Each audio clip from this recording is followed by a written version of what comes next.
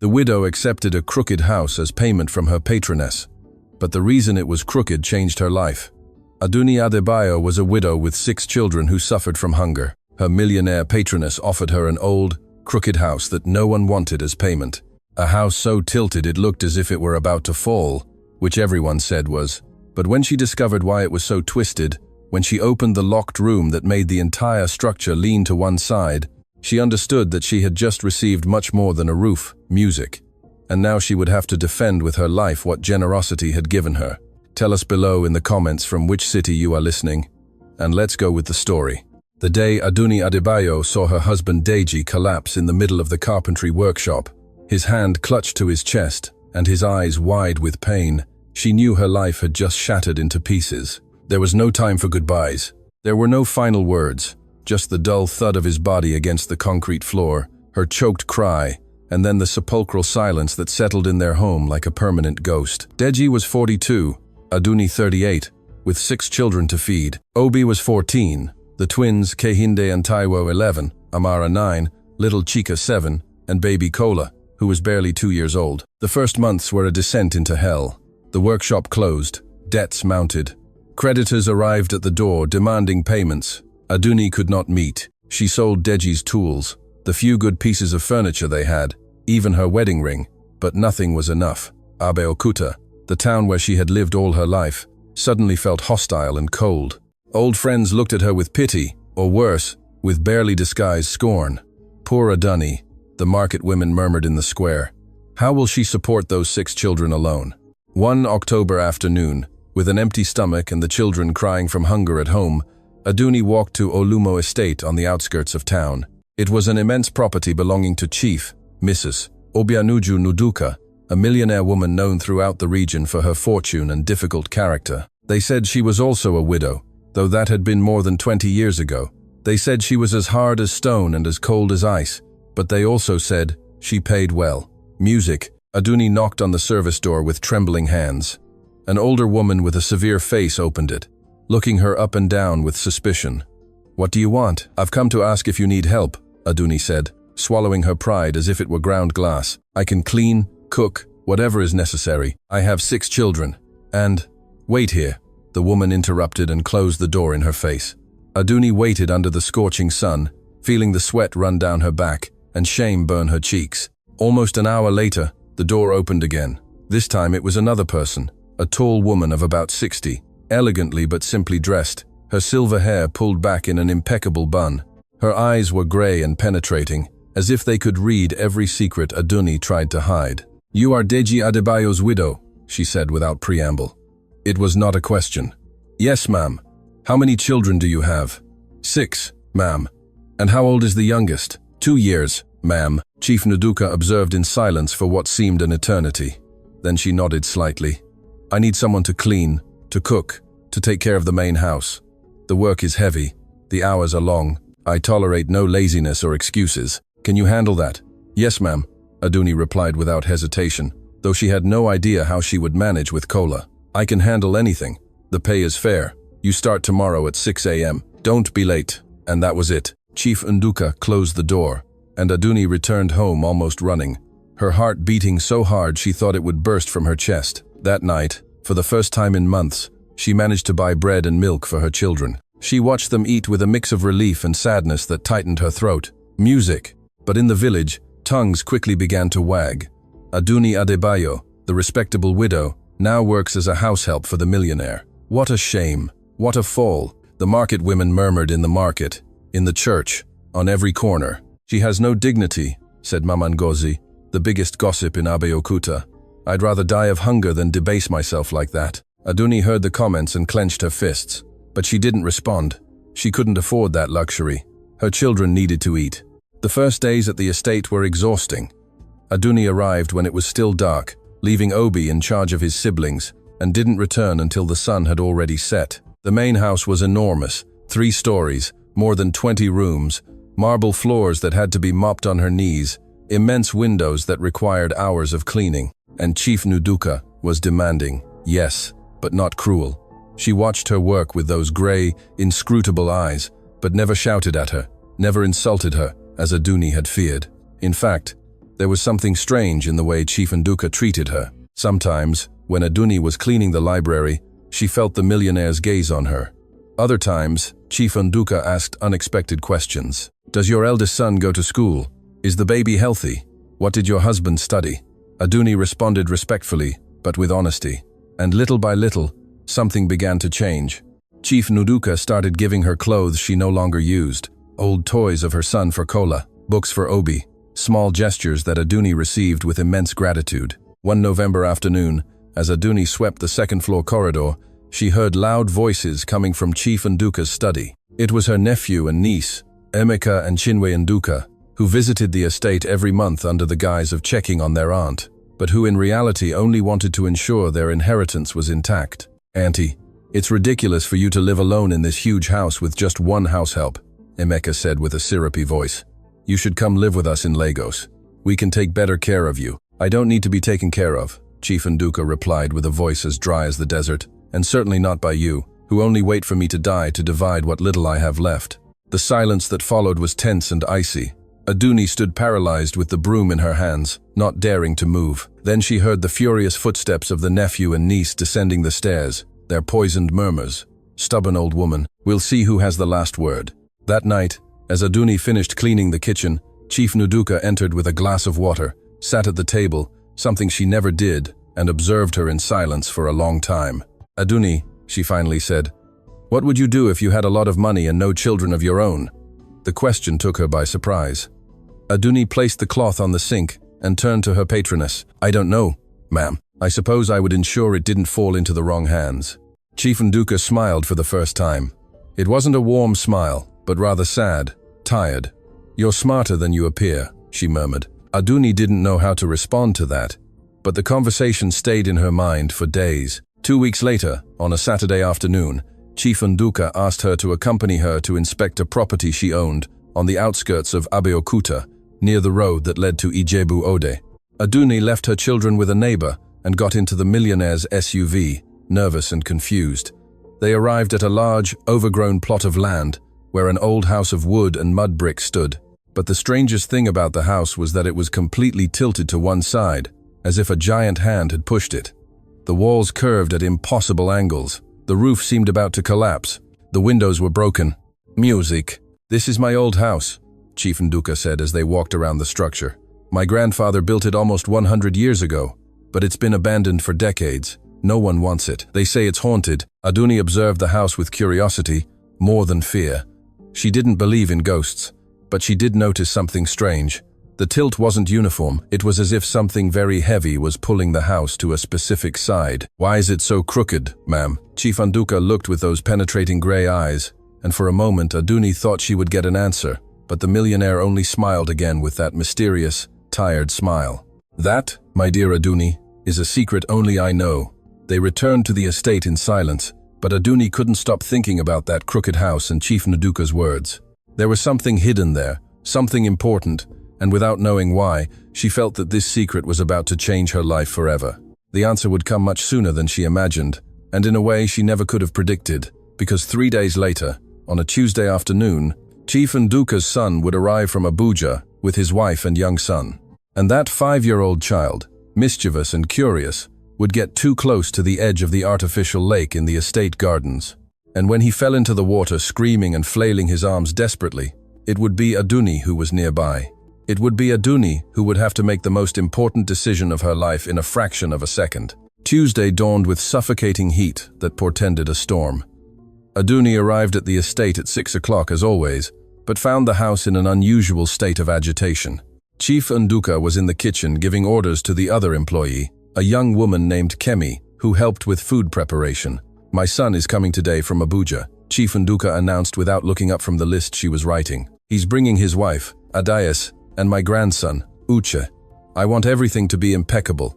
The main bedroom on the second floor must shine. New sheets, clean towels, fresh flowers in the bathroom." Aduni nodded and immediately got to work. She had heard talk of Chief Nduka's son, Emeka Nduka, but had never met him. According to Kemi, he was a successful engineer who almost never visited his mother, too busy with his business and city life. "Chief Nduka gets nervous when he comes," Kemi confided as they prepared the room. I think it hurts her that her son visits so infrequently. He only comes out of obligation, you know? Not like us who are here every day." Aduni didn't respond, but she kept that information in her heart. She knew that kind of pain, that of loving someone who doesn't reciprocate with the same intensity. Chukwuemeka and his family arrived around 3 p.m. in a black BMW SUV that raised a cloud of dust as it entered the gravel driveway. Aduni saw them from the second-floor window. A man of about 35, tall and handsome, dressed in expensive but casual clothes. His wife, a slender woman with dyed blonde hair and huge sunglasses, and the child, Uche, a small 5-year-old, with dark, curly hair who jumped out of the car before it fully stopped. "Uche, stop!" Adaize shouted in a sharp, annoyed voice. "You'll hurt yourself." But the child was already running towards the house, laughing and shouting as if the whole world were his playground. Chief Nduka came out to greet them with a tense smile. Aduni went downstairs discreetly, so as not to bother, but Chief Nduka called out, "Aduni, come, I want you to meet my family." Aduni approached with her hands clasped in front of her apron, feeling the evaluating gazes of Chukwuemeka and Adaize on her. "This is Aduni Adebayo," Chief Nduka said with a tone that Aduni found almost proud. "She's been working with me for 2 months. She's an exceptional woman." "Nice to meet you," Aduni murmured with a slight bow of her head. Chukwuemeka returned the greeting politely, but Adaize barely looked at her before turning to her mother-in-law. "Mama Nduka, it's unbearable hot. Don't you have air conditioning in this house?" "The air conditioning is in the rooms," Chief Nduka replied with forced patience. "Aduni will show them where they can cool off." As she went up the stairs with the visitors' luggage, Aduni heard Uche running everywhere, touching everything, shouting questions that no one answered. The child had that wild energy of little ones who have never known limits. The rest of the afternoon passed in a tense atmosphere. During dinner, which Aduni served in the main dining room, Chukwuemeka and Adaize barely spoke to Chief Nduka. Conversations were superficial, full of uncomfortable pauses. Uche didn't stay seated for a minute, constantly getting up to run around the table or tug on the tablecloth. "Uche, sit down," Adaize said without conviction, without even looking at him. Chief Nduka observed her grandson with a mix of love and sadness. Aduni noticed it as she collected the plates. The millionaire extended her hand towards the child when he passed near her, but Uche dodged her and kept running. The pain in Chief Nduka's eyes was like a dagger for Aduni. Music. After dinner, Chukwuemeka and Adaize retired to their room, claiming travel fatigue. Uche, however, was still full of energy. Chief Nduka suggested he go play in the garden where there was more space. The child ran out without waiting for an answer. "Aduni," Chief Nduka called when she finished washing the dishes. "Go outside and watch the boy. I don't trust his parents to pay attention." Aduni went into the garden with a knot in her stomach. The sun was beginning to set, painting the sky orange and purple. Uche ran among the trees, chasing imaginary butterflies and shouting at the top of his lungs. Aduni followed at a safe distance, ready to intervene if necessary. The estate garden was enormous, with areas of perfectly manicured lawn, ancient rose bushes, and at the back, near the property line, an artificial lake that Chief Nduka's grandfather had ordered built decades ago. The lake was about 20 meters in diameter and surrounded by weeping willows. The water looked dark and deep under the evening light. Uche ran towards the lake as if drawn by a magnet. Aduni quickened her pace. "Uche, don't get too close to the water," she called in a firm but kind voice. The child looked at her over his shoulder and smiled with that mischievous grin all children have when they know they are about to do something forbidden. Then he kept running closer and closer to the edge. "Uche, stop," Aduni insisted, now with urgency in her voice. But the child bent down by the water, fascinated by something that floated on the surface. Aduni was 5 meters away when she saw what was going to happen a fraction of a second before it did. Uche leaned too far, lost his balance. His arms flailed in the air, looking for something to hold on to, and then he fell into the water with a splash that echoed in the evening silence like a gunshot. Aduni didn't think, didn't calculate, didn't hesitate for an instant. She plunged into the lake with all her clothes, shoes, and the weight of the world on her shoulders. The water was icy cold and deeper than it seemed. She sank to the bottom, feeling the cold mud under her feet before pushing herself up. Her eyes burned from the dirty water, but she managed to see Uche's small figure sinking, his little arms flailing weakly, his mouth open in a silent scream. Aduni swam towards him with all the strength left in her body. She grabbed the child by the waist, just as he was about to give up, pulled him to her chest, and kicked with her legs, fighting against the weight of the water that soaked her clothes and dragged her down. Every movement was agony. Her lungs screamed for air. She emerged to the surface with Uche in her arms, coughing and spitting water. The child cried, terrified, clinging to her with surprising strength for someone so small. Aduni swam to the shore, each stroke more difficult than the last, until her hands finally touched the grass. She crawled out of the lake with the child still glued to her chest, trembling violently, soaked to the bone. Uche coughed and cried, but he was alive. He was breathing.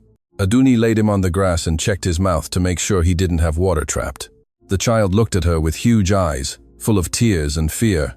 "It's over," Aduni whispered, stroking his wet hair. "You're safe now. It's all over." The shouts came a moment later.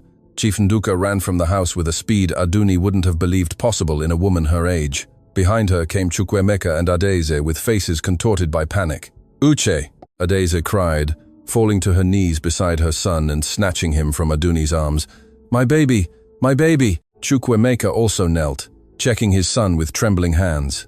Chief Nduka, however, looked directly at Aduni. Her grey eyes were full of tears. "You saved him," the millionaire whispered. "You saved him." Aduni couldn't respond. Suddenly, all the adrenaline that had sustained her evaporated, and she began to tremble uncontrollably. Chief Nduka wrapped her in her own shawl and helped her up. "Kemi," Chief Nduka shouted towards the house. "Bring blankets and hot water, quickly." Music. That night, after Uche was taken to the hospital as a precaution and returned with a clean bill of health, music. After Aduni changed her clothes and drank hot tea until she stopped trembling, Chief Nduka called her to her study. The millionaire was sitting behind her mahogany desk with her hands clasped and her gaze lost somewhere on the wall. When Aduni entered, Chief Nduka looked up. Her eyes were red as if she had been crying. "Sit down," she said softly. Aduni obeyed, feeling strangely nervous. Chief Nduka took a deep breath, as if gathering courage for something very difficult. "Aduni, you risked your life for my grandson, a child you didn't even know. You plunged into the water without thinking, without asking for anything in return. And that," her voice broke, "that is something I will never be able to forget, much less repay." "You don't have to repay me anything, ma'am," Aduni replied honestly. "Anyone would have done the same." "No," Chief Nduka said firmly. "Not anyone. Most people would have screamed for help. They would have hesitated. You didn't hesitate for a second." She stood up and walked to the window. "For months I have watched you, Aduni. I have seen how you work without complaint, how you endure the village gossip with your head held high, how you love your children with every fiber of your being. And today you confirmed what I already knew. You are an extraordinary woman." Aduni felt tears threaten to spill, but she held them back. Chief Nduka returned to the desk and took a folder from one of the drawers, opened it, and extracted several documents. "Do you remember the crooked house I showed you 2 weeks ago?" Aduni nodded, confused. "That house is yours. I am giving it to you now as a token of my gratitude. The deeds are here. Tomorrow we will go to Barrister Okoro to make the official transfer." Aduni was speechless.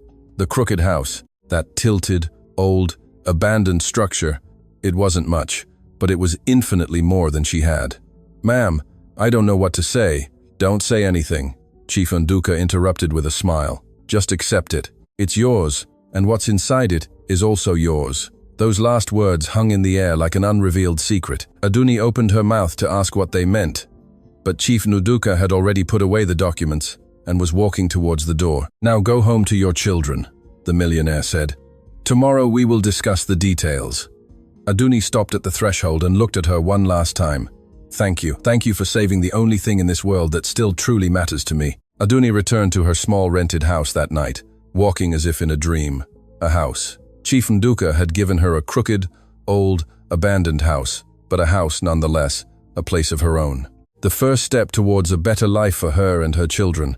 But there was something in Chief Nduka's words that kept resonating in her mind.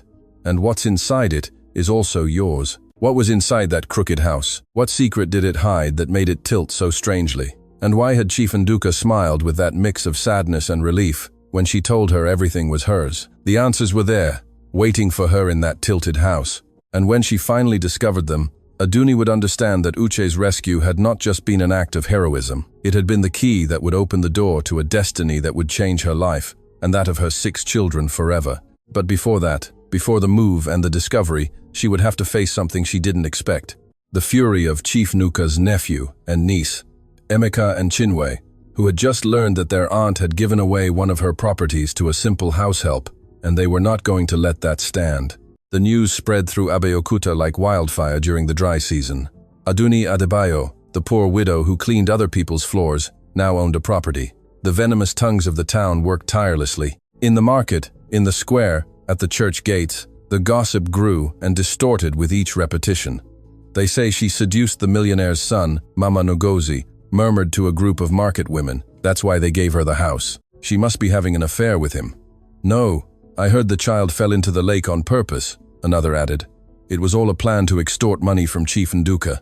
Aduni heard the rumors when she went to buy a kara, or when she picked up her children from school, and every word was like a slap, but it didn't bother her as much as before. She had something more important to focus on. Her 6 children would finally have a roof over their heads, even if that roof was crooked. On Wednesday morning, Chief Nduka came to pick her up in her SUV. Aduni got in, nervous, her stomach in knots. They were going to Barrister Okoro's office, a serious man with thick glasses and grey mustache, who had handled the Nduka family's legal affairs for over 30 years. As Chief Nduka drove through the cobbled streets of the city center, Aduni noticed a black car following them at a distance. It was a dark Mercedes with tinted windows. Something about that vehicle sent a shiver of warning down her spine. Barrister Okoro's office was in an old 2-story mansion with wrought iron balconies and carved wooden doors. When they entered the main office, Aduni was surprised to find 2 other people waiting, Emeka and Chinwe Nduka, Chief Nduka's nephew and niece. Emeka was a man of about 40 with slicked back hair and an expensive suit that couldn't hide his calculating gaze.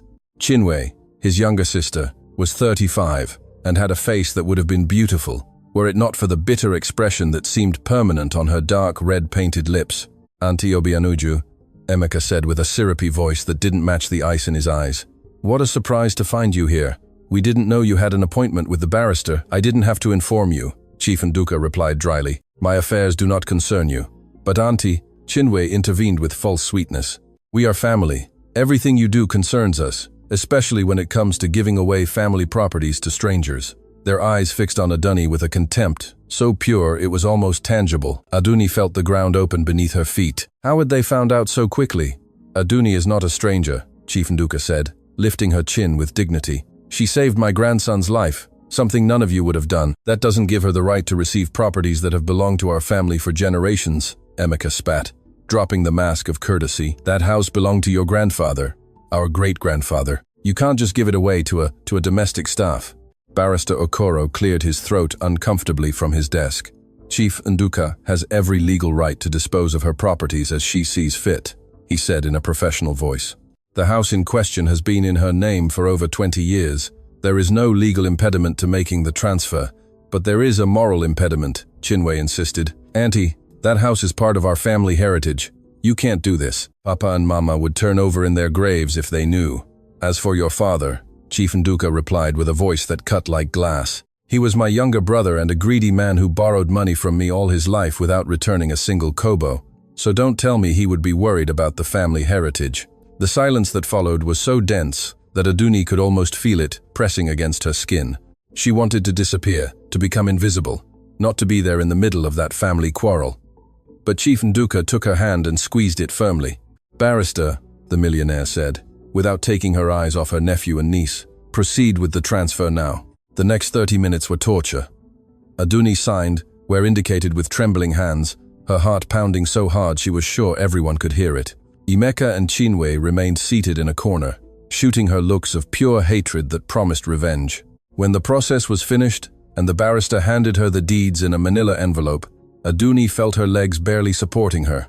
Chief Nduka guided her to the exit, completely ignoring her nephew and niece. But just as they reached the door, Emeka spoke in a low voice, full of threat. This won't end here, Auntie. We're going to challenge this transfer. And as for you, his eyes fixed on Aduni, enjoy your little crooked house while you can. It won't be yours for long. In the SUV on the way back to the estate, Chief Nduka drove in silence for a long time. Finally, when they were leaving the town, she spoke. Don't pay attention to them.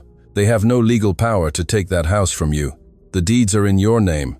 It's yours, Aduni, yours and your children's. But Aduni didn't feel at ease. She knew men like Emeka. She knew that kind of hatred, and she knew he wouldn't stop just because the law wasn't on his side. That afternoon after work, Aduni gathered her 6 children in her small rented house, and gave them the news. Obi, the eldest, looked at her with a mix of joy and disbelief. "A house, Mama? Really? Really, my love. It's old and a little crooked, but it's ours. We finally have a place of our own."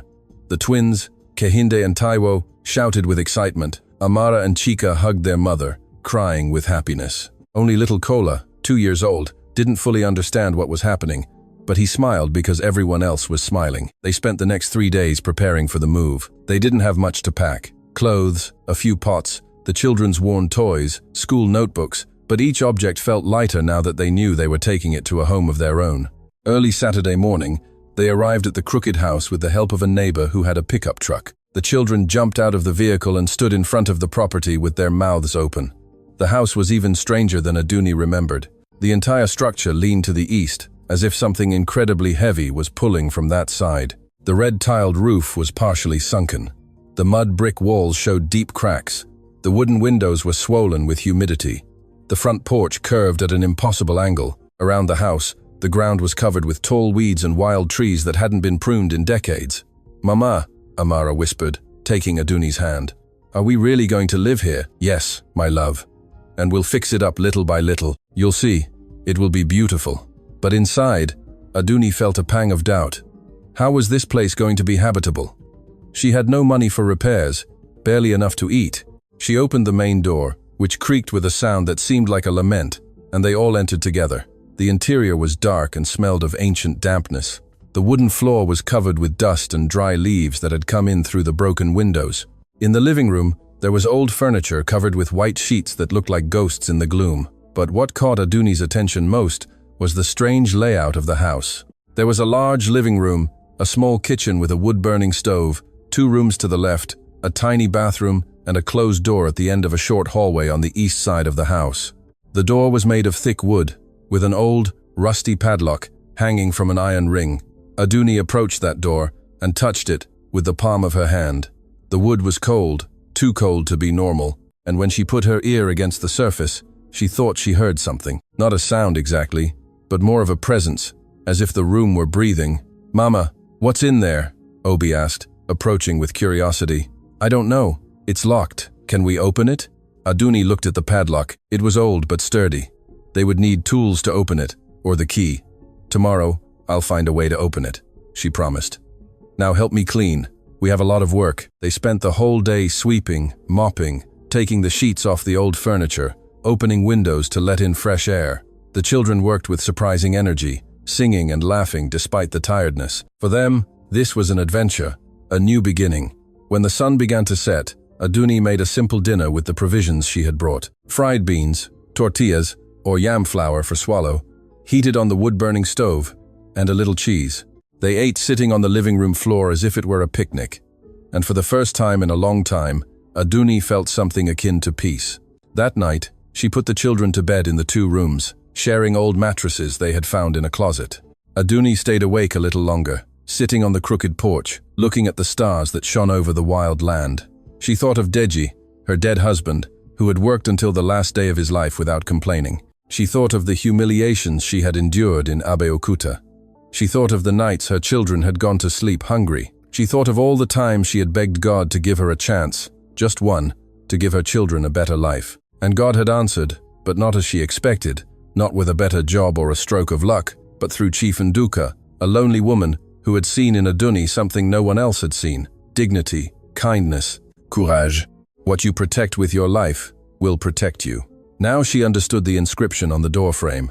The sounds of the previous night had not let her sleep well. Every creak of the house, every groan of the old wood, made her think of that locked room and what might be hidden behind that door. She prepared coffee on the wood-burning stove and went out to the porch to drink it while the children were still asleep. The land looked different under the gray morning light, wilder, more abandoned. The trees surrounding the property were enormous and twisted, with branches extending like arthritic fingers towards the sky. The weeds reached the house windows. In the distance, she could see the dirt road that connected the property to the main highway. She was taking the last sip of coffee when she saw the car, the same black Mercedes that had followed them to the barrister's office. It stopped on the road about 50 meters from the house, but didn't turn off the engine. The tinted windows made it impossible to see who was inside, but Aduni knew with absolute certainty that it was Emeka and Nduka. The car remained there for 5 eternal minutes, just observing, just waiting. Then, as silently as it had arrived, it turned around and drove away, raising a cloud of reddish dust. Aduni felt a knot of fear in her stomach. That man wasn't going to give up, and she was alone here with 6 children, in a house that was barely standing. When the children woke up, Aduni kept them busy with cleaning tasks and minor repairs. Obi helped repair a broken window using cardboard and adhesive tape. The twins pulled more weeds from the garden. Amara and Chika swept the porch. Even little Kola helped by picking up twigs and putting them in a bucket. But Aduni's mind was elsewhere. It was in that locked room, in the rusty padlock, in the inscription carved on the frame, in the sounds she had heard during the night. What you protect with your life will protect you. What did that mean? What was in there that needed protection, or that could protect her? Around noon, when the rain finally began to fall, an unexpected visitor arrived. A white SUV stopped in front of the house, and from it stepped Chief Nduka, dressed in simple but elegant clothes, carrying a large basket covered with a cloth. "I came to see how you're settling in," the millionaire said, as she climbed onto the porch, dodging the most warped boards, "and to bring you some things." The basket contained food, freshly baked bread, cheese, ham, fruits, milk, and even a whole roasted chicken. The children gathered around with eyes bright with excitement. Aduni felt tears threaten to spill. "Ma'am, you didn't have to." "Yes, I did," Chief Nduka interrupted firmly. "And don't call me ma'am, call me Obianuju. You no longer work for me, now you are a friend." The word hung in the air, strange and new for both, but also true. Chief Nduka entered the house and surveyed it with a critical eye. When she reached the hallway leading to the locked door, she stopped. Her face became serious. "Have you tried to open it?" she asked, without taking her eyes off the door. "I don't have the key, and the padlock is very old. I would need tools to break it." Chief Nduka reached into her jacket pocket and took out a small key, darkened by time. She held it in front of Aduni as if she were handing over something sacred. "This is the key," she said softly. "But before you open that door, I need to explain some things to you. Can we talk alone?" Aduni asked Obi to look after his siblings and followed Chief Nduka to the porch. They sat on the crooked stairs as the rain fell heavily, creating a mantle of privacy around them. Chief Nduka took a deep breath before speaking. "My grandfather, Cornelius Nduka, built this house more than 90 years ago. He was a very rich man, but also very cautious. He didn't trust banks. He didn't trust anyone, in reality. So he decided to store his fortune in a particular way." Aduni listened in silence, her heart beating faster. "For years, my grandfather accumulated valuable objects, traditional Nigerian art, ancient bronze sculptures from Benin, Yoruba antiquities, pre-colonial currency from local markets, historical documents, rare indigenous texts, things that today are worth fortunes. He kept everything in that room, and the weight of so many objects after decades was what made the house tilt in that way." Aduni felt the world stop around her. The sound of the rain became distant. Her voice was barely a whisper when she spoke. "Are you saying that inside that room there is a fortune?" Chief Nduka completed. "A fortune that my grandfather left as an inheritance to my grandmother, which then passed to my father, which then passed to me, but I never took it out of there, never sold it. I left it in that room all these years because I knew that if my family found out the true value of what was inside, they would kill me to get it. But your nephew and niece, Emeka and Chinwe, they don't know.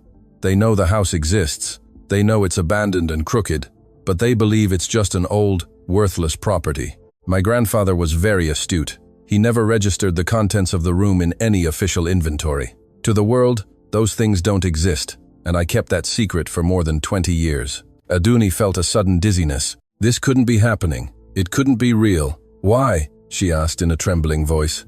"Why are you telling me this? Why did you give me the house with everything inside?"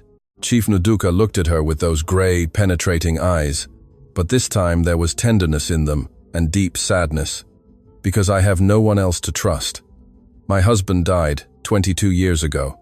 My son lives in Abuja and only visits me out of obligation. My nephew and niece only wait for me to die to divide the little they think I have. I am alone, Aduni, completely alone." Her voice broke. "But then I saw you work. I saw you endure humiliations with dignity. I saw you love your children with a strength I never had. And when you plunged into the lake without thinking to save my grandson, I knew you were the right person, the only person who deserved this." I cannot accept this," Aduni said, getting up abruptly. It's too much. I only did what any decent person would have done. I don't deserve a fortune for that." "It's not for that," Chief Nduka insisted, also standing up. "It's because of who you are, because of how you have lived your life even in the worst adversity, and because I know you will use that fortune for something good, for your children, to give them the life they deserve." Aduni wanted to argue, wanted to refuse, but the words wouldn't come because, deep in her heart, she knew that this opportunity was a miracle, a second chance that life was giving her after so much suffering. Chief Nduka placed the key in the palm of her hand and closed Aduni's fingers around it. "Open the room when you are ready. Take your time. You don't have to decide anything now, but I want you to know that everything in there is legally yours. The house deeds explicitly include the contents. It is protected by inheritance laws that no one can touch, not even my nephew and niece, even if they try. And you don't need any of that?" Chief Nduka smiled sadly. "I already had my life. I already had my opportunity. Now it's your turn and your children's." They remained in silence for a long time, listening to the rain, each lost in her thoughts. Finally, Chief Nduka said goodbye with an embrace. Aduni didn't expect and drove away in her white SUV, disappearing into the curtain of water. Aduni stood on the porch with the key in her hand, trembling, not from cold, but from anticipation mixed with fear. Inside that house, behind that locked door, waited something that could change her life forever, but also something that made her vulnerable. Because if Emeka and Chinwe found out the true value of what was inside, a thunder rumbled in the sky so loud it shook the house. The children screamed, frightened, from inside. Aduni hurried in to calm them. That night, after a simple dinner and putting the children to bed, Aduni stood in front of the locked door with the key in her hand. The house was in absolute silence, except for the constant drumming of the rain on the roof and the occasional creak of the wood. She reached out to the padlock. The key slid into the lock, as if it had been waiting for that moment for decades. It turned with a metallic click that echoed in the hallway like a gunshot. The padlock opened. Aduni removed it with trembling hands and let it fall to the floor. She put her hand on the doorknob. It was icy cold. She took a deep breath once, twice, thrice. Then she pushed. The door opened slowly with a long, agonizing creak. The darkness inside was absolute. Aduni couldn't see anything beyond the threshold, just darkness and that strange smell, like old paper and ancient wood and something else she couldn't identify. She searched for the light switch next to the door, but found none. Of course not. This house was very old. That room had no electricity. She would need candles or an oil lamp, something to illuminate that space that had remained closed for so long. She was about to close the door when she saw something that made her heart stop. In the absolute darkness of the room, something glowed. It wasn't much, just a faint shimmer, like light, reflecting on a polished surface. But it was there, and it seemed to move slightly as if breathing. Aduni took a step back with all the hairs on her body bristling, and then from somewhere in the depths of that dark room, she heard a sound that couldn't be real, a sound that left her completely paralyzed.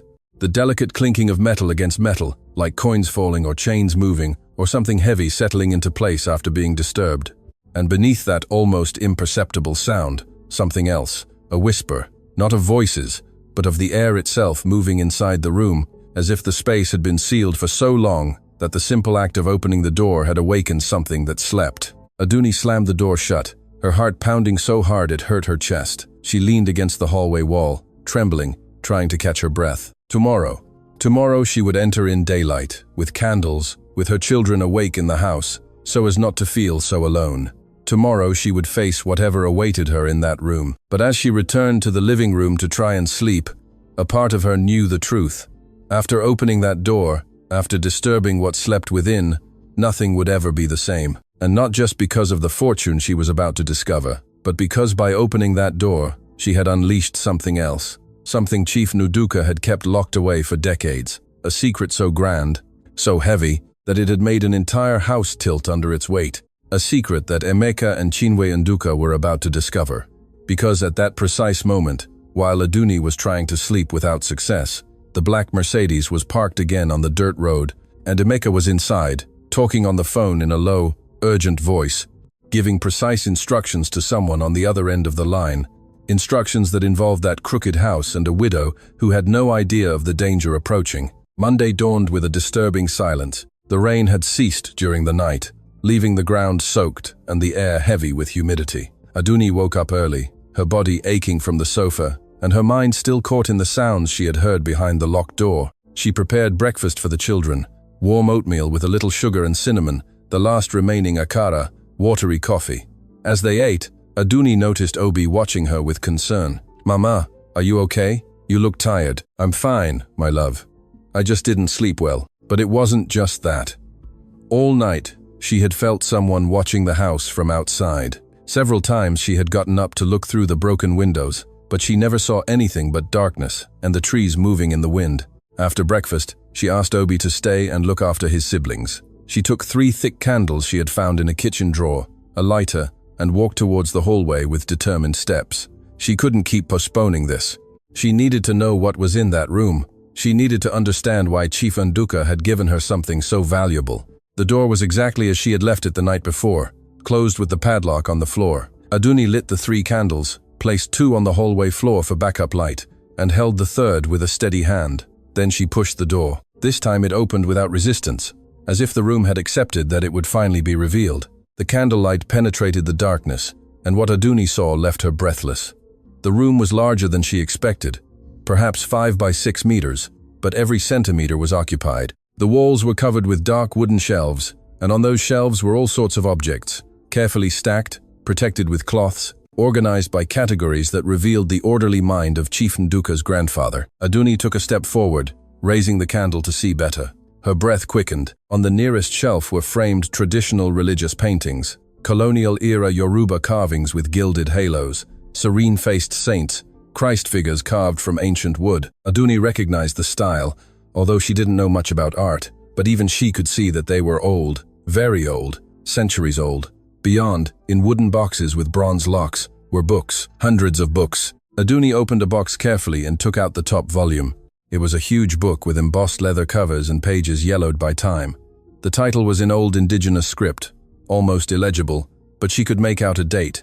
1680, 340, 2 years old.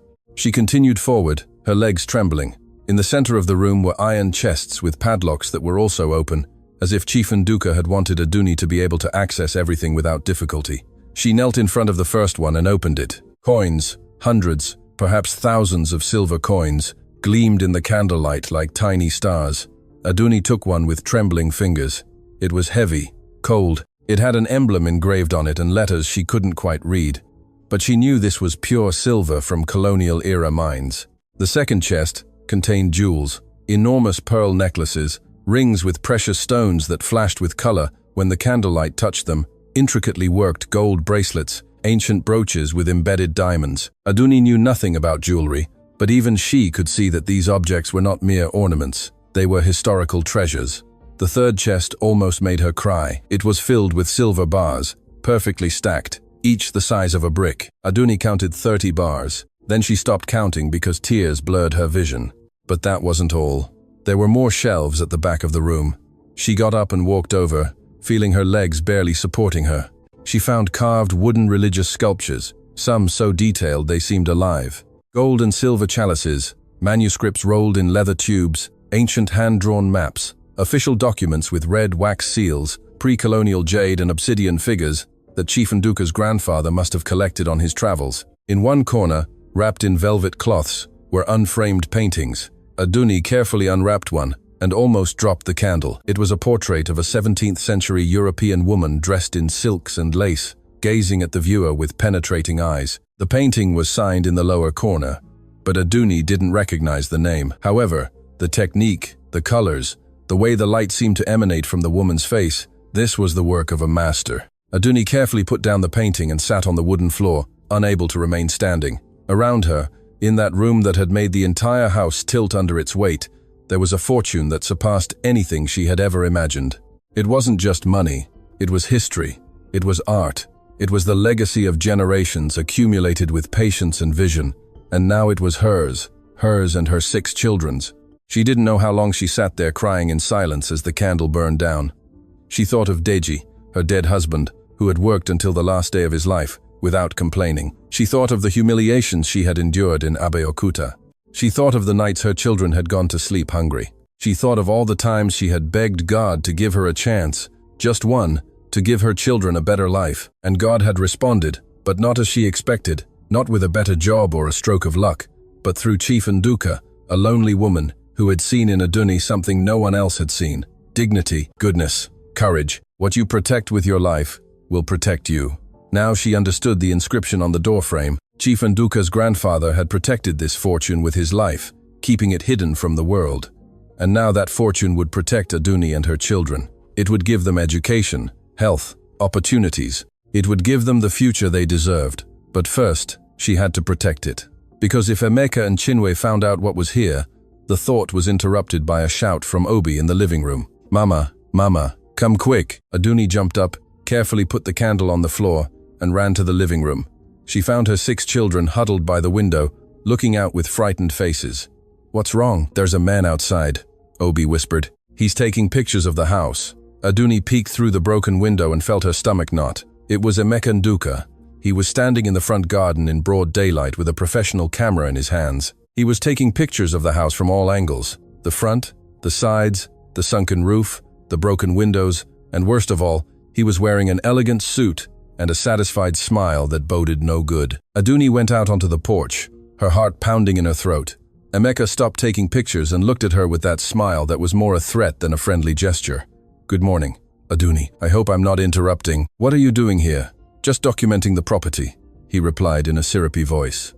"You see, my lawyer advised me to record the current state of this house for the legal file. Understand? Chief Nduka already gave me the deeds. The house is legally mine. You can't do anything to change that." Emeka's smile widened, but his eyes remained cold as ice.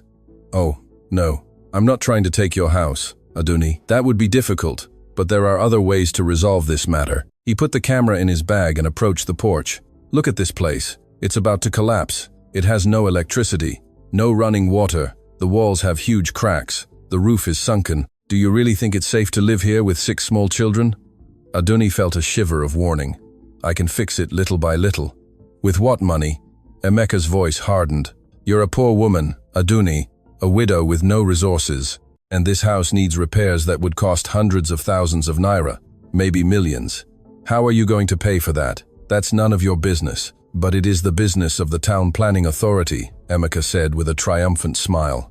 "It turns out I have a friend who works there, and coincidentally yesterday I mentioned to him that a widow with 6 children had moved into a structurally unsafe house. He told me they're coming to do an inspection, probably tomorrow, and when they see the state of this place," he shrugged, "they're going to condemn it. They're going to prohibit you from living here. And then, what are you going to do?" Aduni felt the world collapse around her. He was right. The house was a disaster, and if the town planning authority declared it uninhabitable. "But don't worry," Emeka continued with false compassion. "I have a solution. I'll buy the house from you. I'll offer you 50,000, cash, today.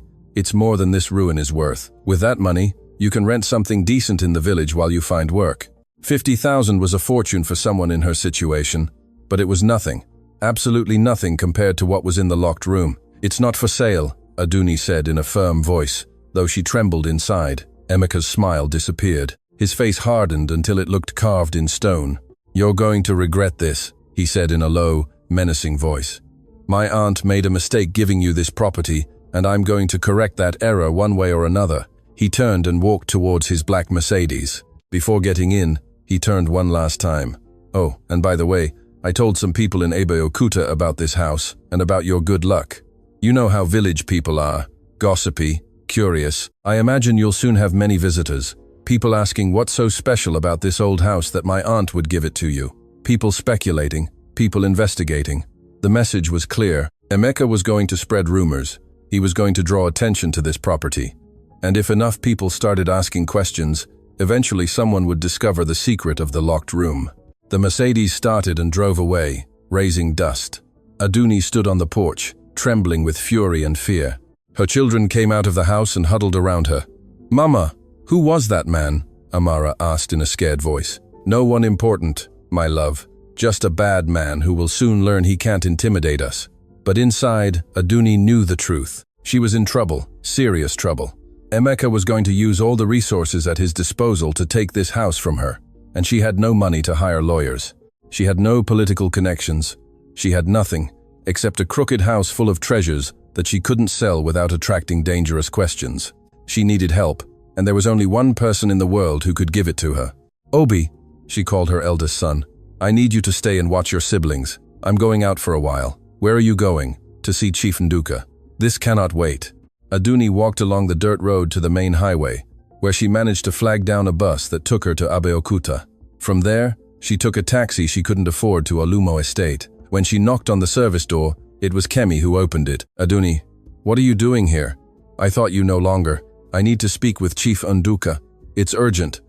Kemi let her in and went to find the millionaire. Aduni waited in the kitchen with her hands clasped and her heart pounding. When Chief Nduka entered, her face filled with concern. What happened? Are you okay? Are the children okay? Emeka went to the house this morning, Aduni said without mincing words. He took photos. He said he's going to call the town planning authority to condemn the property, and he's spreading rumors in the village so people wonder what's so special about that house. Chief Nduka closed her eyes and let out a long, tired sigh. I knew he would do something like that. My nephew never accepts defeat. She opened her eyes and looked at Aduni with determination, but he doesn't know who he's dealing with. Neither he nor the town planning authority can take that house from you if you don't want to sell it. The deeds are legal and unchallengeable, but if they declare it uninhabitable, I won't be able to live there. And then Emeka will keep pressing until I have no choice but to sell. No, not if we fix the house first. I don't have money for the repairs, and you've already given me too much. I can't ask for more. Chief Nduka took Aduni's hands in hers. Aduni, did you open the room? Aduni nodded, tears threatening to spill. Did you see what's inside? Yes, I saw everything. I can't believe it's real. I can't believe it's mine now. Then you already know the answer, Chief Nduka said softly. Sell one piece, just one. Something small that won't attract too much attention. Use that money to fix the house, make it habitable, and when the town planning authority comes to inspect it, they won't have any legal argument to condemn it. Aduni looked at her with wide eyes. Sell a piece? But how? Where? To whom? I will help you. I know people, discreet collectors, people who pay well and don't ask awkward questions. Chief Nduka smiled. My grandfather wasn't the only one in the family with connections, you know? For the first time all day, Aduni felt a spark of hope. Go back to your house, Chief Nduka continued. Choose a piece from the room, something valuable but not too large. Bring it to me early tomorrow, and let me handle the rest. Aduni hugged the millionaire tightly, unable to express with words the gratitude she felt. Chief Nduka returned the embrace, and at that moment, the two lonely women clung to each other like shipwreck survivors in the midst of a storm. When Aduni returned to the crooked house, it was already late. The sun was setting, painting the sky orange and purple. Her children ran to greet her, relieved that she had returned.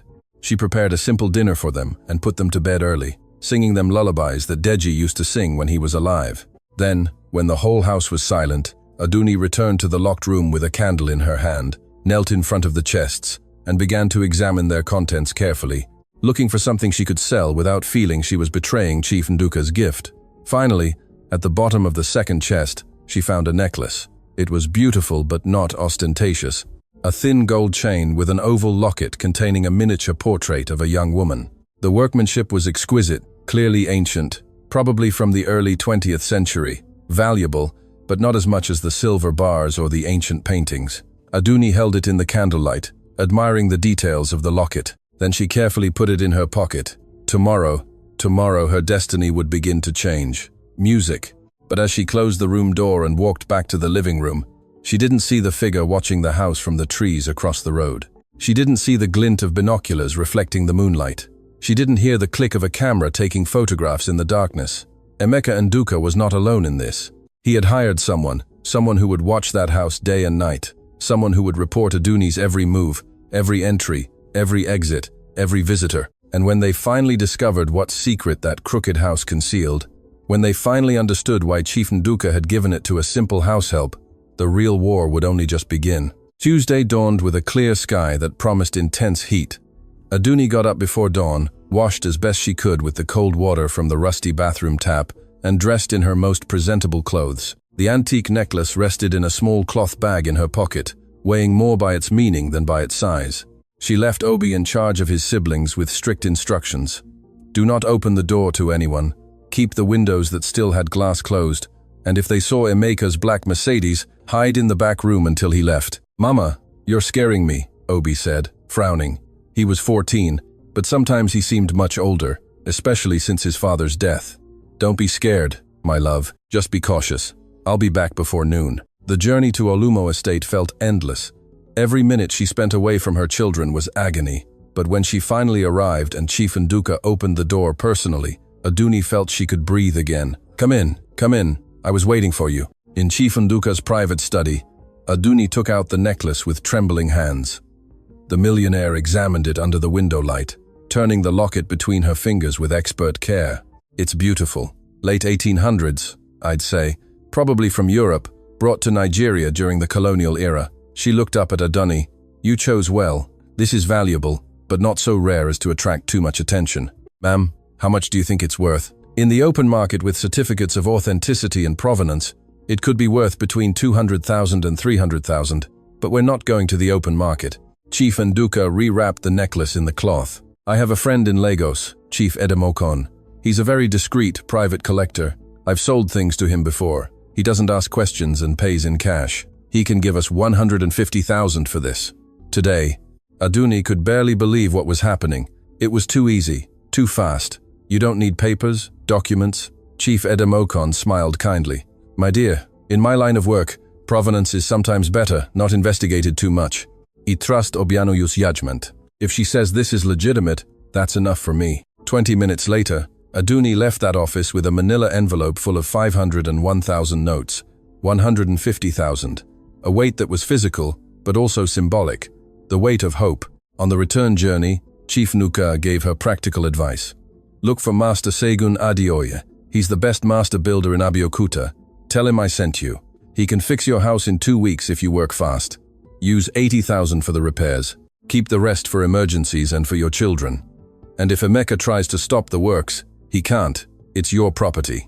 But work fast, Aduni, very fast." When Aduni returned to the crooked house, it was almost 3 p.m.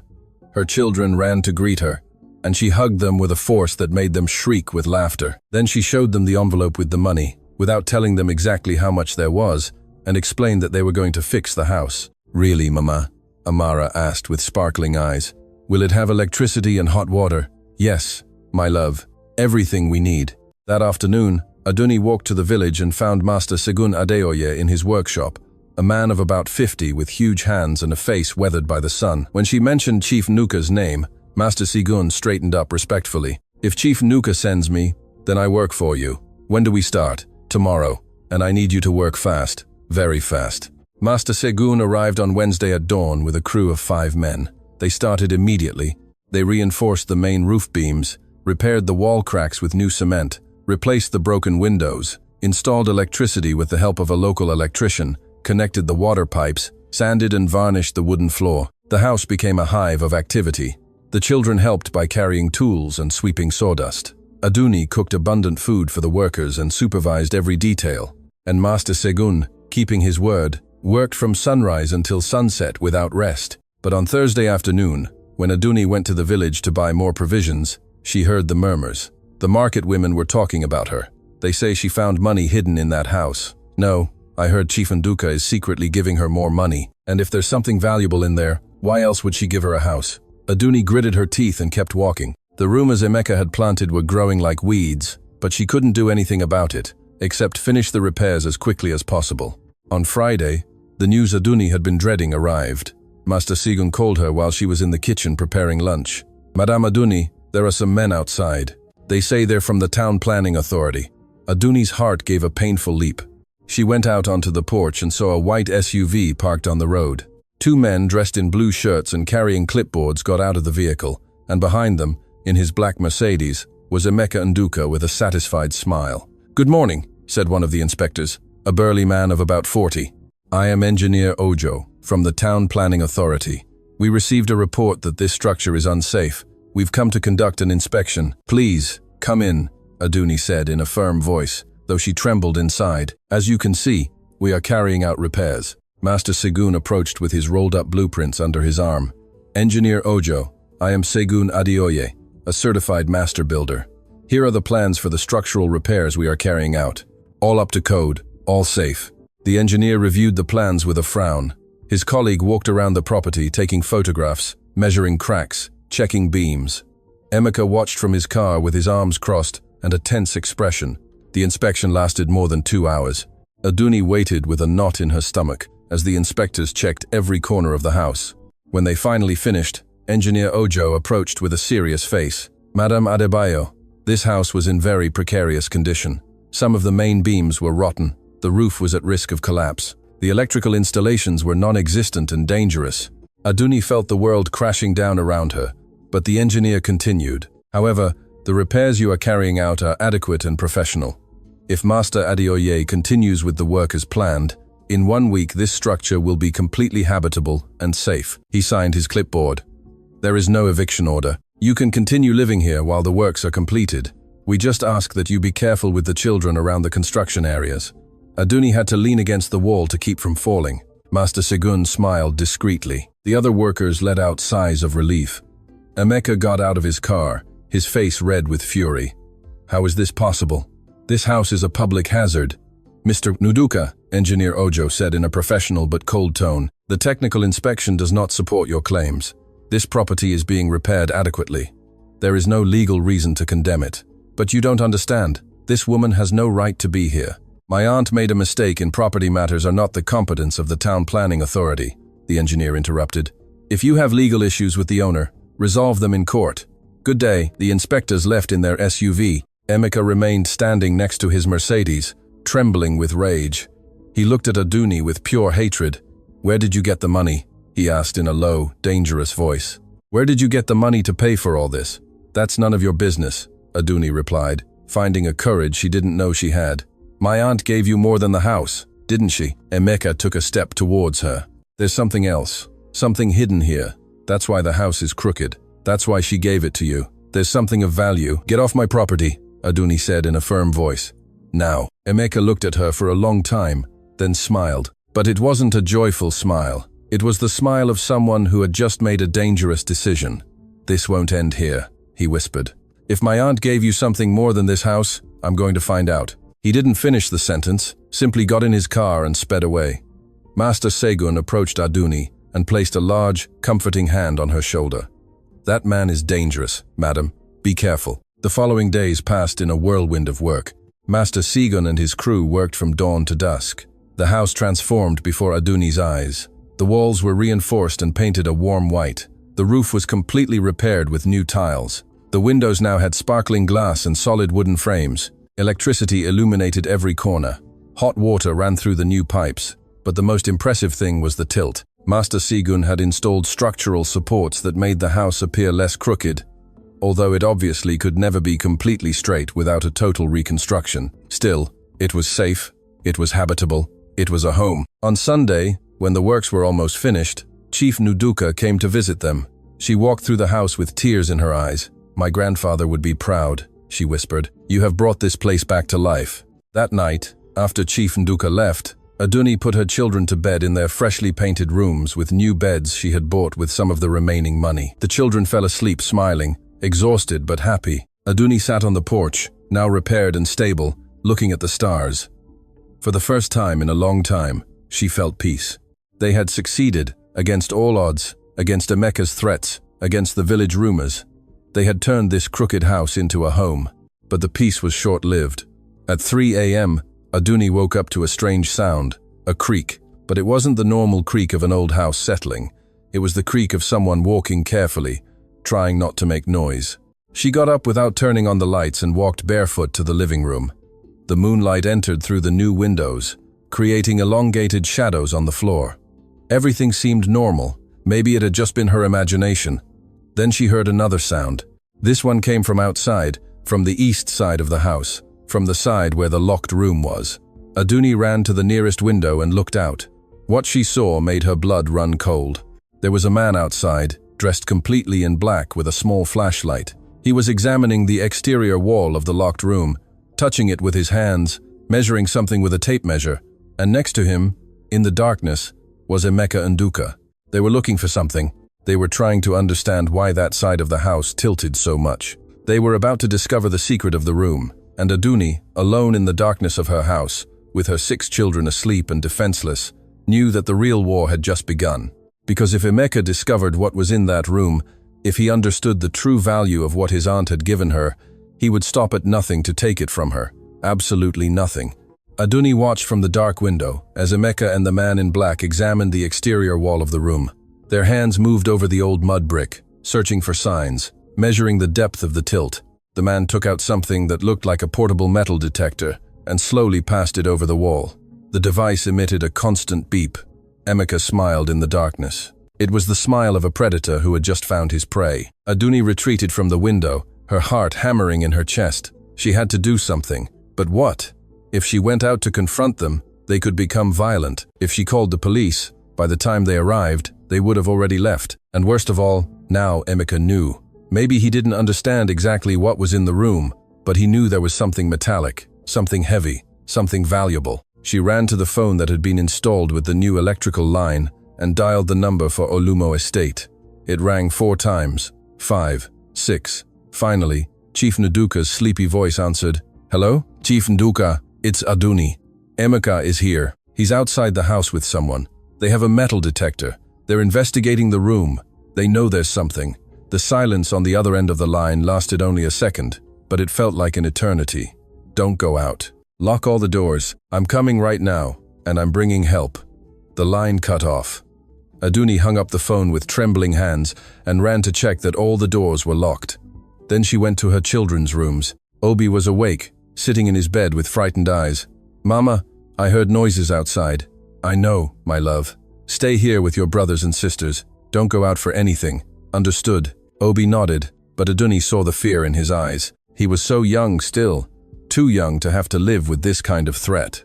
She returned to the living room just as she heard the knock on the front door. Loud, authoritative, anything but friendly. "Aduni, open the door.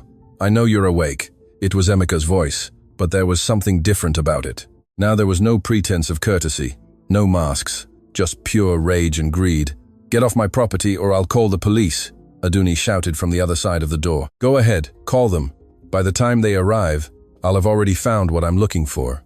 Aduni heard footsteps moving away from the front door. She ran to the window and watched in horror as Emeka and the man in black headed towards the back of the house. Towards the locked room, Emeka was carrying something that looked like a heavy sledgehammer. They were going to break down the wall. Aduni ran to the hallway that led to the room. She pressed her back against the locked door as if her body could stop what was coming. She heard the first blow of the sledgehammer against the exterior mud brick, then the second, then the third. Each impact shook the entire house. "Stop," she shouted with all the strength in her lungs. "This is my property. What you are doing is illegal." But the blows continued. The old mud brick began to give way. Aduni could hear the pieces falling to the ground outside. They were about to open a hole in the wall, about to see what was inside. Music. Then, as an answer to a desperate prayer, she heard the sound of vehicles approaching rapidly on the dirt road. Many vehicles. She ran to the front window and saw 3 SUVs entering the property with their lights on. The first was Chief Nduka's white SUV. The other 2 were police patrol vehicles from the Abeokuta divisional headquarters. Chief Nduka got out of her vehicle, followed by 4 uniformed officers and a man in a suit whom Aduni recognized. It was DPO Olatunji, the divisional police officer. The blows on the back wall stopped abruptly. Aduni ran out of the house and found Emeka and the man in black standing next to a football-sized hole in the mud brick wall. Emeka still had the sledgehammer in his hands. His face was pale under the police flashlights. "Officer, arrest these men," Aduni shouted, pointing at them with a trembling finger. "They are destroying my property." DPO Olatunji approached with a stern expression. He looked at the hole in the wall, then at Emeka, then at the man in black who was trying to retreat into the shadows. "Emeka Nduka," the DPO said in a voice that brooked no argument. "You are under arrest for damage to private property and trespassing. You have the right to—" "Wait," Emeka interrupted in a desperate voice. "You don't understand. This woman has something that belongs to my family. My aunt gave it to her illegally. There's a fortune hidden in that house." "A fortune?" DPO Olatunji asked skeptically. "What kind of fortune?" Emeka pointed towards the hole in the wall. "Inside there, the metal detector confirmed it.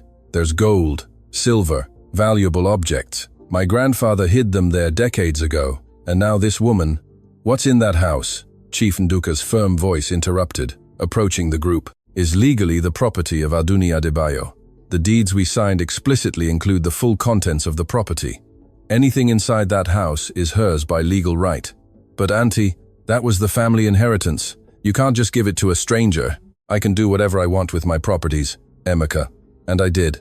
Chief Nduka turned to the DPO. I have certified copies of the deeds here. Everything was done legally before Barrister Okoro. This woman saved my grandson's life. I gave her the house and all its contents as a token of gratitude. My nephew has no legal right to any of this. The DPO reviewed the documents Chief Nduka handed him. Then he looked at Emeka with disgust. Mr. Nduka, the documents are in order. You have no right to this property or its contents. What you did tonight constitutes a serious crime. He signaled to his officers. Arrest him. No, wait, Emeka shouted as the officers approached. I can pay you. I can. But the handcuffs were already on his wrists. The man in black was also arrested. They led them towards the patrol cars while Emeka screamed threats and curses that were lost in the night. When the patrol cars drove away with their prisoners, only silence remained. Aduni collapsed onto the damp grass, trembling from head to toe. Everything had happened so fast. Everything had been so close to disaster. Chief Nduka knelt beside her and hugged her tightly. It's over. It's done. You're safe. And if he comes back? And if he hires more people? And if he won't come back? Chief Nduka said with absolute certainty. DPO Olatunji owes me several favors. Emeka will spend at least a month in jail for this, and when he gets out, he will have a restraining order preventing him from approaching this property within 500 meters. Besides, a small smile appeared on her tired face. I'm going to talk to my barrister tomorrow. I'm going to change my will. Everything I own, all my fortune, will go to charitable organizations when I die. Emeka and Chinwe will not receive a single kobo. When they find out, they'll be too busy fighting my will to bother you. Aduni looked at the millionaire with tears streaming down her cheeks.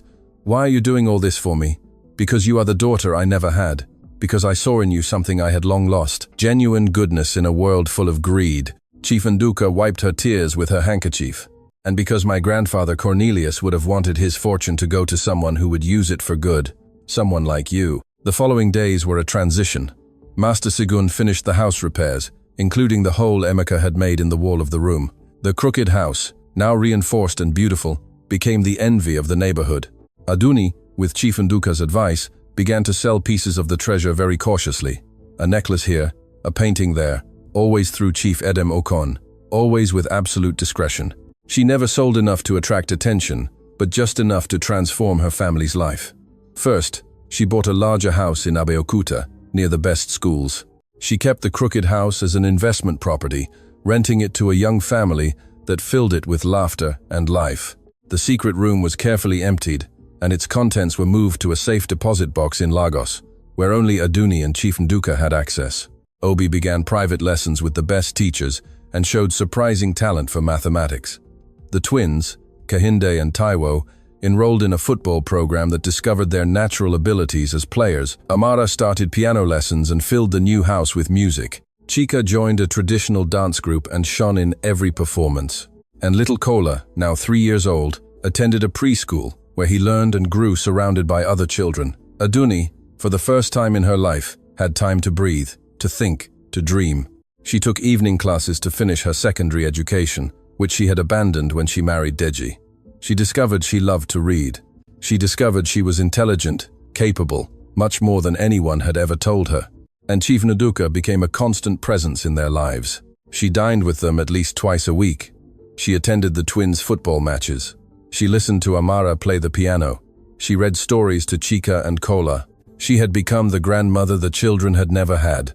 6 months after Emeka's arrest, Aduni was in the kitchen of her new house preparing jollof rice and pepper soup for a family dinner when the doorbell rang. She opened the door and found Chukwuemeka Nduka, Chief Nduka's son, standing on the threshold with his wife Adais and his son Uche. Aduni, Chukwuemeka said in a humble voice, I know we don't know each other well. I know I haven't been the best son to my mother, but she talks about you all the time, about your children, about how you saved my son. He paused, clearly uncomfortable. I wanted to thank you personally and apologize for not having done so sooner. Uche, now 6 years old, hid behind his father's legs, shy, but when he saw Aduni, his eyes lit up. You're the lady who saved me from the lake. Aduni knelt to his height and smiled. Hello, Uche. How have you been? Good. Papa says you're a hero. He says without you I would be. The boy didn't finish the sentence, but his eyes filled with tears. Aduni hugged him gently. You're okay. That's all that matters. That night the dinner was noisy and chaotic and perfect. Aduni's children and Uche played in the garden. Emeka and Adaize talked with Chief Nduka about moving back to Abeokuta to be closer to her. Aduni watched the scene from the kitchen, her heart so full she thought it would explode. "What are you thinking about?" Chief Nduka asked, appearing beside her with 2 cups of coffee. "I'm thinking about Deji," Aduni said with honesty. "I wish he were here to see this, to see our children happy, healthy, with a future, to know that everything turned out well in the end. He knows," Chief Nduka said softly, "wherever he is, he knows and he's proud of you." A year after receiving the crooked house, Aduni was sitting on the porch of her original home one Sunday afternoon. The house had been completely restored, and now the family renting it cared for it with affection. Aduni came to visit it from time to time, just to remember. Chief Nduka arrived in her white SUV and sat beside her on the repaired stairs. "Do you know what my grandfather Cornelius told me before he died?" the millionaire asked suddenly. "I was 12 years old. He was very ill in his bed, but he took my hand and said, 'Obianuju, money is just paper and metal. What matters is what you do with it. Use it to protect those who deserve it, to give opportunities to those with a good heart but bad luck. That is the only way money has true value.'" Chief Nduka looked at Aduni with tears in her grey eyes. "For decades, I didn't understand what he meant. I kept his fortune hidden in this room, afraid it would fall into the wrong hands. But when I saw you plunge into that lake without thinking, when I saw your pure heart and your bravery, I finally understood what my grandfather meant." She took Aduni's hand in hers. "You are the reason he kept that fortune. You are the person who deserved to find it." Aduni couldn't speak. She just hugged Chief Nduka and cried tears of gratitude, of relief, of pure happiness. 3 years later, Obi was accepted into the University of Lagos with a full scholarship to study engineering. The twins played in the youth academy of a professional football team. Amara gave piano concerts in the city. Chika won a state dance competition, and Kola, now 5 years old, read books that 7-year-olds could barely understand. Aduni had finished her secondary school and was studying business administration at the local university. She had opened a small foundation that helped widows in similar situations to hers. She gave them work, training, emotional support. She had named it the Cornelius Nuka Benevolence Fund in honor of Chief Nuka's grandfather. And the crooked house, that tilted structure that once seemed about to collapse, had become a legend in Abeokuta. People told the story of the poor widow who had received a house that seemed but that hid a miracle. A house that tilted not by a curse, but by the weight of the love and generosity of a man who had kept his fortune for the right person. A person who was not of his blood, but who had shown to have the heart he always valued. Humble, brave, kind. 5 years after that night, Aduni had seen her husband die in the carpentry workshop. She stood in front of the crooked house with her 6 children, all elegantly dressed. Chief Nduka was beside her, now 65 years old, but still strong and dignified. "Mama," Obi said, now 19 years old and taller than her. "Are you ready?" Aduni looked at the house one last time. The house that had been tilted by the weight of a secret. The house that had given her a second chance. The house that had changed her life and that of her children forever. "Yes," she said in a firm voice. "I'm ready." Because that afternoon, Aduni Adebayo was going to do something she never imagined possible. She was going to Obi's university graduation ceremony. She was going to see her son, the son of the dead carpenter, and the poor widow, receive his engineering degree. And then they would go to dinner at an elegant restaurant, all 8 of them together, celebrating not only the graduation, but the entire journey they had made. A journey that had begun with a tragedy, continued with humiliations and poverty, but had found redemption in the simplest and most profound act: kindness. The kindness of saving a life without asking for anything in return. The kindness of recognizing that goodness and rewarding it. The kindness that multiplies and expands like ripples in water, touching lives, transforming destinies, creating miracles. As they walked towards the new car Aduni had bought with money honestly earned from her work, and Aduni knelt beside her youngest son and stroked his hair. "Yes, my love. Once we were poor, but we were never miserable because we always had love, and now we have love and also opportunities. But the important thing, what you must never forget, is that love came first." "And the crooked house?" the child asked curiously. "Why was it crooked?" Aduni smiled, looking towards the tilted structure that now shone under the afternoon sun. "Because sometimes the most valuable things in life are so heavy, so important, that they make everything around them tilt a little. But that doesn't mean they're broken. It just means they're full of history, of love, of secrets that waited to be discovered by the right person. And you were the right person." That's what they say, Aduni replied, hugging her son. But I believe the right person is simply someone who is willing to do the right thing when no one else will. Someone who protects what they love with their life, because in the end, what you protect with your life protects you. And as the car drove away down the dirt road, leaving behind the crooked house that had changed their lives forever, Aduni knew with absolute certainty that it had all been worth it.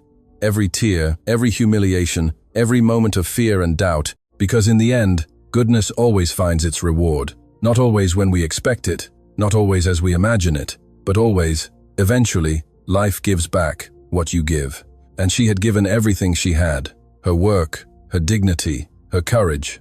And life had given her back a miracle hidden in a tilted house, patiently waiting for the right person to open the door and discover that the greatest treasures are not those that glitter with gold and silver. They are those built with love, protected with courage, and shared with a generous heart that never forgets where it came from or to whom it owes thanks. If this story moved you, subscribe to the channel so you don't miss the next ones. God bless you.